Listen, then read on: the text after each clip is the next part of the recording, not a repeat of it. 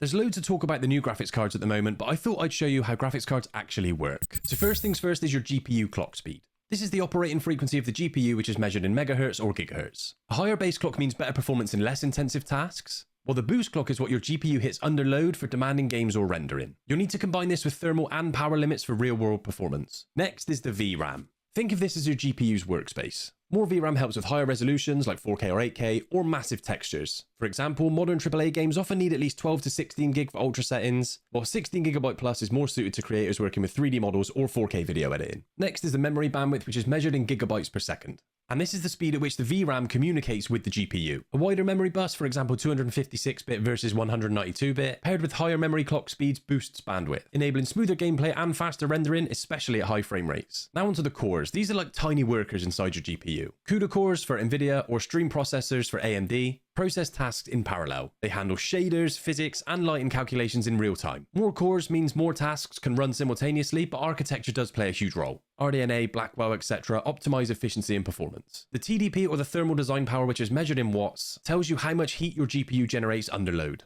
A 350 watt GPU like the RTX 4090 needs robust cooling and a decent PSU to avoid thermal throttling. So how do GPUs actually work? So GPUs excel at parallel processing, breaking big problems into smaller ones and solving them simultaneously. In gaming, this means calculating millions of pixels at once to render detailed images, lighting, shadows, and animations in real time. Unlike CPUs, which are great at handling one complex task at a time, GPUs are built for multitasking on a massive scale, which is why they're also used in AI, crypto mining, and simulations. So if this video taught you something, then make sure to like it and hit the follow button for all things tech and gaming.